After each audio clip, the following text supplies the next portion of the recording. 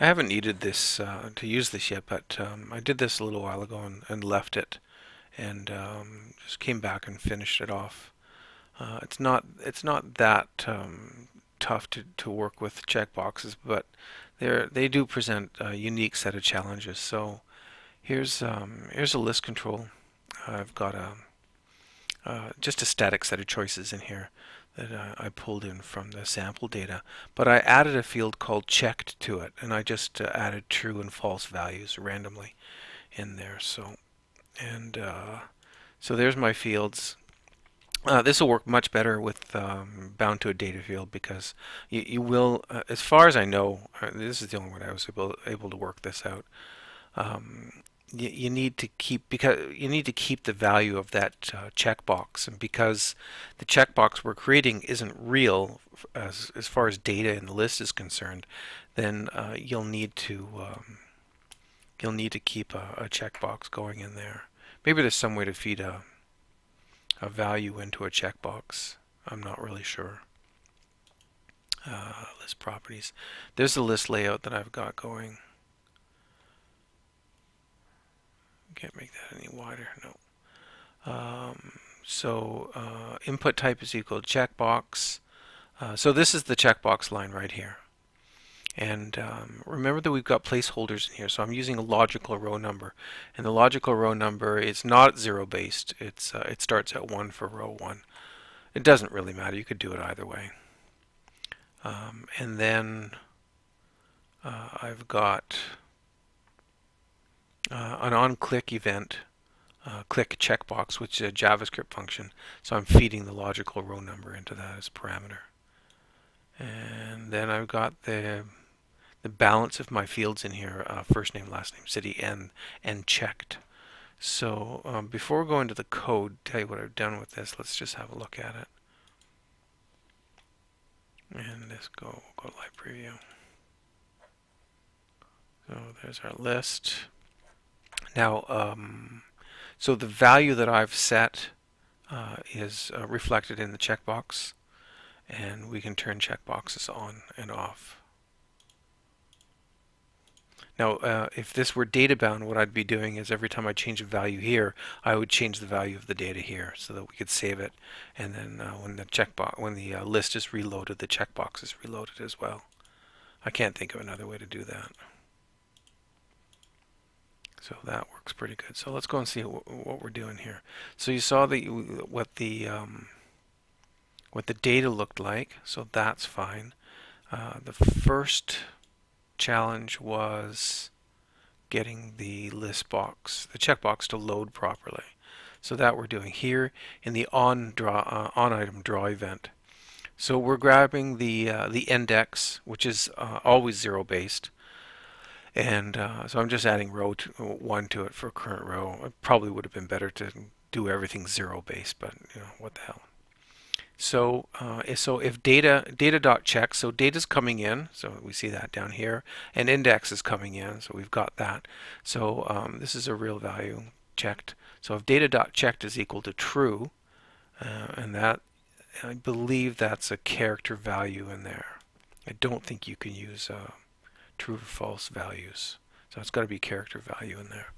So if it's true, then we're just setting our checkbox as checked. So it's checkbox. You'll remember. I'll just go back here. In the list layout, our item type was checkbox. The name is checkbox, but our ID is checkbox and the logical row number. So we're putting that together. So row 1's going to render as checkbox 1, checkbox 2, checkbox 3. So we've got unique IDs in there. So that's the key to the whole thing. And then of course I'm passing in the logical row number as well into our JavaScript function. All right, back to our code. So we've got data, we've got the index. So we're just doing get element by ID checkbox plus the current row, so that'll evaluate to our ID, unique ID for the checkbox, and we're returning dot checked true or false. So if it's true, turn it true, else turn it false. Or you could test for false in there, it doesn't really matter. But in case you're missing a value. And now for the code that turns the checkboxes on and off when you click on them. So you remember that we're calling an on-click event, click checkbox. So let's go to that. So here's our JavaScript for click checkbox. We're passing in the row. We're grabbing the current state of the checkbox. So we're going out to checkbox plus the row dot checked will give us a true or false value, and then we're saving that true or false value into a dialog object namespace variable called underbar check row. So that's going to be true or false. No, sorry, that's going to be our row. Sorry, we're saving off the row number for the particular row that we're working with. Now we go, if the current state is true, then we're going to change the value of the checkbox.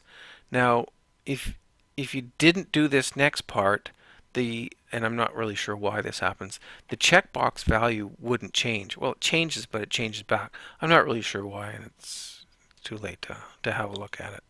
So that's a bit of a mystery to me. So what I actually do is I have a couple of buttons out there, and really cheating, but it works. So I do a bit of a set timeout just for 50 milliseconds, and I call my button click to check the checkbox on or to uncheck the checkbox. So if the current state is true, which means I've checked it, then go ahead and really check it, because I'll show you what happens if we don't do this. And I don't know why this happens. So let's do a preview. So there's the values. So they work. That's great. So I'm going to turn this off, but it never turns off. And we can actually see it turning off if we do something like this. If we do an alert cur state. I just want to see what the current state is. This is really odd. See, it's off and the value is false. As soon as I click here, it gets turned back on again. I have no idea why, but it doesn't really matter. But look what I can do here. I can check it off with a button and it stays off. I can check it on. So who knows? So I'm going to turn that back on, and I'm going to turn that back on. I'm going to get rid of my alert statement. So that's the code for visually turning it off when you click it. You probably don't even need this, as a matter of fact. No, I don't even think you need that. What's the point? I'm doing it there, and then I'm doing it in the button click, so there's no real point to it. So let's see if that works. Yeah, that works. So I was doing it twice.